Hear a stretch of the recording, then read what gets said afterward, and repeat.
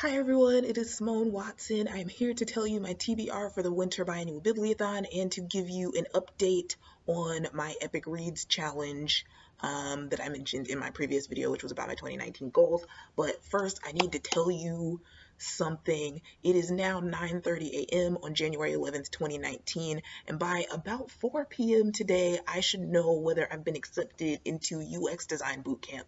I've applied to UX Design Bootcamp and just like so it's a good time for me to film, I think, because it distracts me from checking my email every 5 seconds, because I did an assessment yesterday to get into the school and I was told that within 24 hours they would let me know. So okay, yeah, so I'm just gonna do this. Another thing, I already filmed the first part of my 2 video review of We Were Liars by E. Lockhart, but you're not gonna see that until after this, and I'm not sure what day, so I have to figure out what day to post that. But okay, let's talk about the Biannual Bibliothon. Yay! So this readathon is starting tomorrow. It is going to January 18th. There are hosts. I think there are 6 or 7 hosts. I will link the channel below because there's a channel specifically for the Winter Biannual Bibliothon. And now I'm going to talk about the challenges at my TBR. So the first challenge is to read the group book. Sorry. The first challenge is to read the group book, which is Empress of All Seasons by Emiko Jean. I am not going to be reading that simply because it's not available to me right now. I'm like not really in the place to buy it right now, and my library is like, it's on order in my library, but it's not there yet. So but it is something that I'd be excited to read soon. So the second challenge is to read one of the hosts' recommended 5-star reads. I think that's what they said, recommended 5-star reads.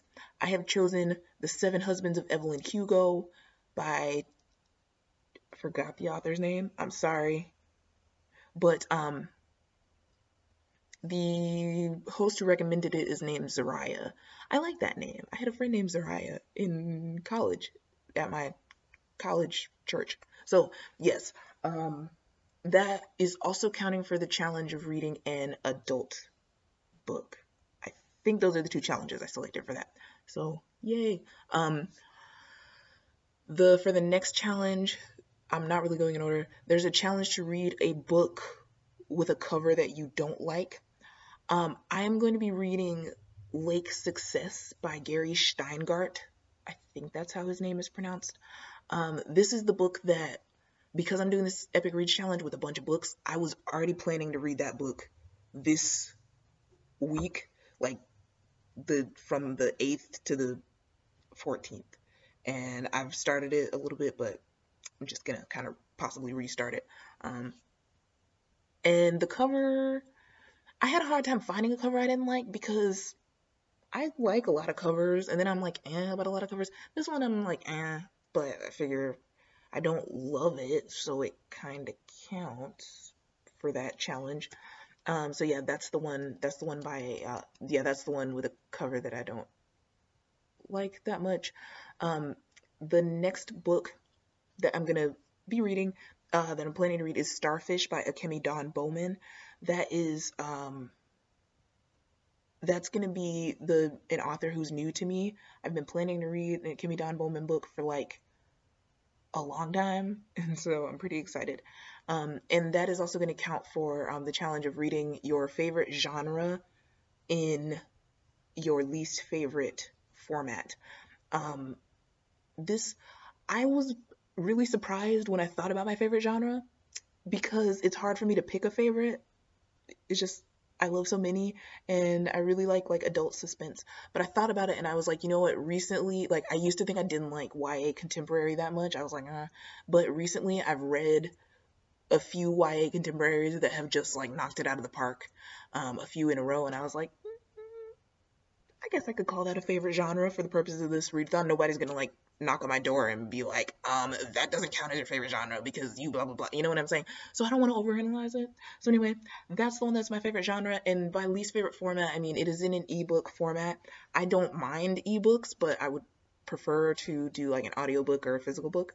And so that one is on ebook format, and it's on Riveted. Riveted Lit. I don't know if y'all are familiar with that. It's the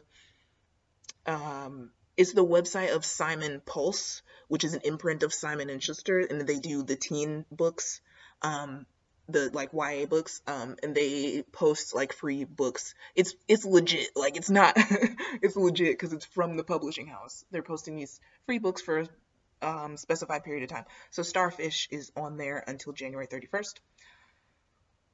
Yeah, so that was my new to me author. That was my favorite book, least favorite format. I just keep feeling like I'm forgetting one because I didn't write these down. Why didn't I write these down? I don't know. No, I think I got all the challenges, except now we have to do a formative read, a read that helped us get into reading. There's a story behind this. Okay, so I moved to this house 2 months ago, and I packed all the books that I wanted to keep in a crate. And some of you may be familiar with this when you're moving and you find stuff and you're like, I didn't know I had this.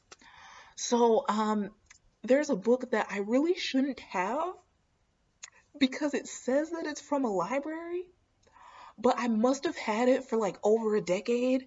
I don't remember having this book at all, and I feel really guilty, but at the same time, if we've had it for this long, we probably paid for it because, after a while, you just pay for the book. Like, they don't even fine you. They're just like, you're just gonna buy the book from us. So we probably bought this book, so I shouldn't feel as guilty, but I do kind of feel a little bit guilty. This is called Cam Jansen and the Mystery of the Monster Movie. Cam Jansen books were books that I just loved to read when I was like 8, and I don't know when we got that book. I'm 24 and I just found it. I didn't even know it was in the crate. I didn't even remember that it was in the crate until I went over there and checked the crate a few minutes ago. So I don't know. I don't know. It's just it's a library mistake. And I'm sorry, but it's in the past and I may need to read it anyway. But if I get too guilty about that, I have two other options. One of them is Tesla's Attic by Neil Shusterman and Eric Elfman. I read this when I was like 20 or 19. So in terms of like getting me into reading, I was already into reading. My parents started reading to us before we were born. Like literally, they started reading to us in utero because they were told that that helps your kids like to be readers and all of that. So anyway, this one kind of helped me get into the idea of like social media for authors, and this was before I was pursuing a career as a published author, but I started doing the social media or doing like the Facebook, running the Facebook for this book. So kind of almost sort of counts. The other one, I just like threw it over there. The other one counts more, and that is Rainbow Valley by L.M. Montgomery. I read almost all the Anne of Green Gables books, because there's like a Chronicles of Green Gables or something that I haven't read, and there may be others in the same universe, I don't know. But I read like books 1 through 8 when I was like in pretty much elementary school, and I just loved them so much. And I might have seen the movie for Anne of Green Gables before I read the book, but that really helped get me into reading. That really helped me to just open my mind to the possibilities and imagination. I don't know. And this book specifically is like good because it's talking about Anne's children when they were like young, from like 4 to 12 or so. I don't know. This a rough estimate of their ages, and they're just like getting into scrapes and stuff, kind of like Anne was when she was a kid. It's just like, it's just so sweet. It's great. So, yeah. I think this book was written after book 8, even though this is book 7 in the series, because I read somewhere, no, maybe it's book 6 that was written after book 8. I don't know. I read somewhere that they put like a foreshadowing moment. L.M. Montgomery put a foreshadowing moment in one of those 2 books that foreshadowed something that happened in book 8, but it was after she had already written book 8 or something like that. So, interesting. Okay, so those are all of my books. I'm really sorry about the library book. I shouldn't be apologizing to you, but I am really sorry. So I might read it, or I might just not, because, feel a little bit guilty. Oh, yes. Lastly, I needed to update you on my Epic Reads Challenge. Woo! Epic Reads! Okay, so the Epic Reads Challenge 2019, you pick to do the weekly challenge, the monthly challenge, or the quarterly challenge, which means you are either, committing to 1 book a week, 1 book a month, or 1 book per quarter. I committed to the weekly challenge just because it's fun, and I'm making a spreadsheet of the books that I want to read, and I'm so excited. So Lake Success and Starfish were both already on my spreadsheet for this week and next week. So I'm really excited about that as well. Those were on there before I figured out that the Biannual Bibliothon is about to happen. So yay. But here's what I've read so far. I finished the book From Twinkle with Love by Sunday Manan, but I'm not counting that toward the 52 for the challenge because I read like 85 or 90% of that in 2018 and I just hadn't finished it. This is why my Goodreads challenge says 53 books, because I wanted to finish that one and put it on my Goodreads challenge, but know that the other 52 are on my Epic Reads challenge, if that makes sense. So I finished that one. I read Sideways Stories from Wayside School, which is like a chapter book for children. So this one, that would be like my second chapter book for children of the year. But yeah, I finished it, so I was excited. My brother recommended it, and it was weird. There were some parts that were like, oh, it's kind of scary, but it was good. It was mostly good. It was mostly funny and good. And then I read We Were Liars by E. Lockhart. Technically, I listened to it on audiobook, and I think I actually enjoyed that, possibly even more than reading it, because the narrator for this was really good. Her voice, like, she was just really, really good. So anyway, I listened to that, and my heart just, because that book just, people's hearts. That's just how that book works. It's just, it's that kind of book. 5 out of 5 stars. I loved it. So that was my second full read of the year. Yay! And I'm 2 weeks in.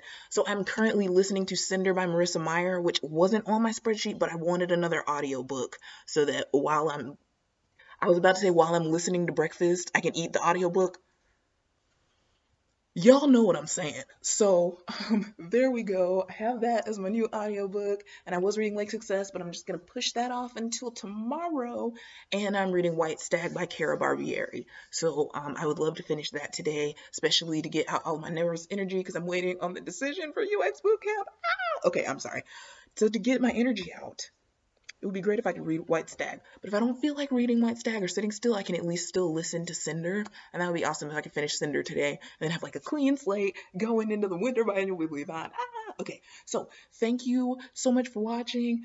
I am so excited. I'm a little bit nervous. This is just, it's a lot to, there are a lot of things happening. So, please let me know if you are doing the winter Biannual Bibliothon, and if you have a TBR video, I can either go watch it or I can put it on a playlist so that after I get through my multiple weeks of busy being stuff of boot camp, then I can watch your TBR, even though it'll be way after the Bibliothon. Okay, so yeah, thank you again for watching, and let me know if you've read any of these books and if you like them, and I will see you.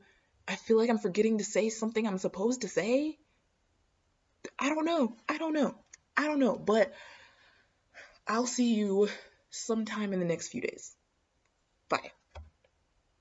I'm probably not forgetting to say anything. It's probably just that feeling that happens when I'm nervous, that I keep feeling like I forgot to say something, but I didn't because I'm nervous because of the UX Bootcamp. So anyway, I'll just see y'all soon. Bye.